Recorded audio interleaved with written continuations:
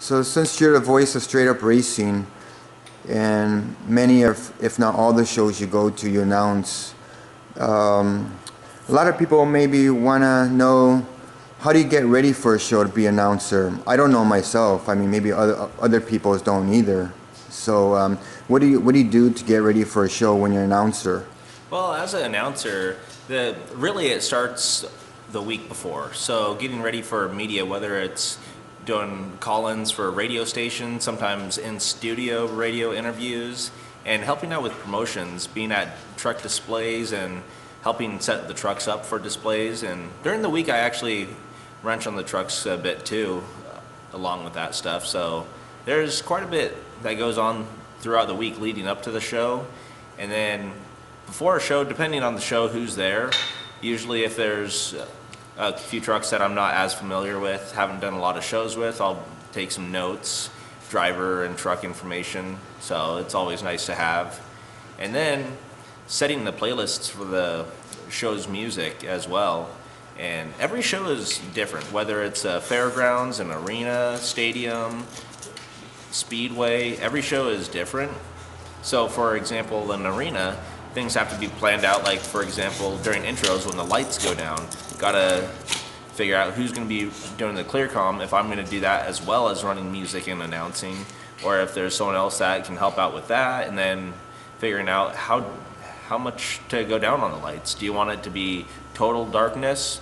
Because that could be a safety hazard if the drivers can't see during intros, but you still want it to be dark enough to have a cool effect. And then if an arena has ad ribbons around the grandstands around the stadium or arena, those can be used to do all kinds of cool features, and then spotlights.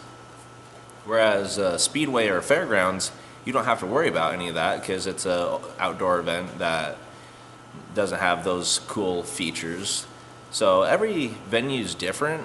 One of the things I always do is try to make sure I have all the notes that I need, and even if I already know every single truck that's at the show, even if it's the same lineup as the past month even, I still write down all the truck and driver information.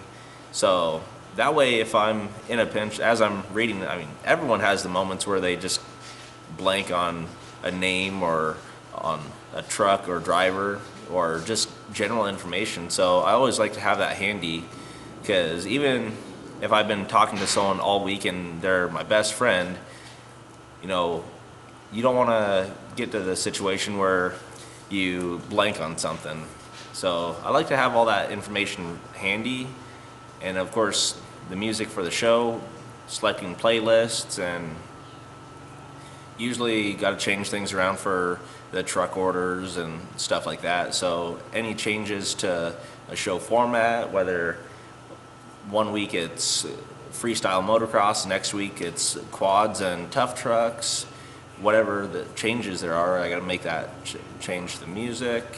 So there's quite a bit that goes on just to keep that going. And of course the music, I don't want it to get old. I like to add new songs to it.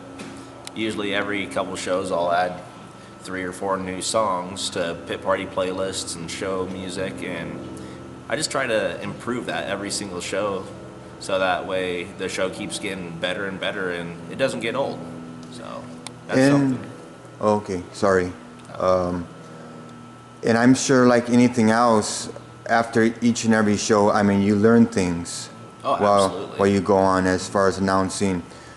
When you first started announcing up to now, I mean, what do you know now that you didn't know then? I mean, what's the biggest thing? I would say crowd interaction. I mean, there's no way to really describe what it's like to be announcing a show in front of a large crowd of people. You can imagine it. Some people are just so afraid of it, you know, they'd never want to.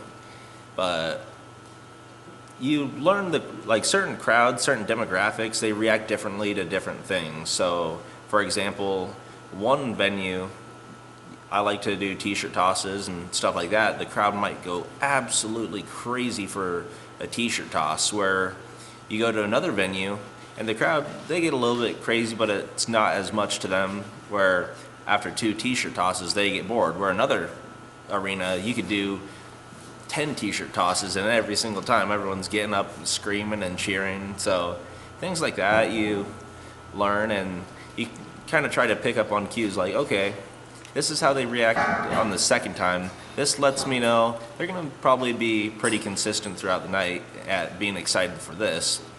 And being the connection between the crowd and the action that's going on in the show, you really got to be on top of what's going on, and of course your surroundings. And I've learned some venues, when I do t-shirt tosses at speedways, if security's not good enough, I'll get completely bombarded by kids, and they'll be like trying to tackle me to get the t-shirts. Where other places, I'll notice the kids are respectful, they stay in their seats and try to catch a shirt. So you just learn things every single day in this industry.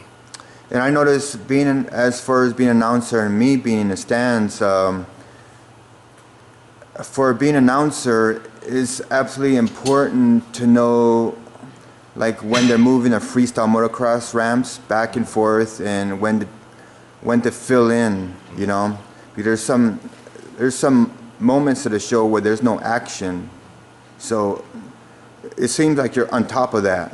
Absolutely, and that's another thing that I've learned over the years is, like, I've learned, okay, if there's freestyle motocross, there's either going to be a little bit of time, whether it's tearing down the ramp to move it off the track or to set it up, or both sometimes.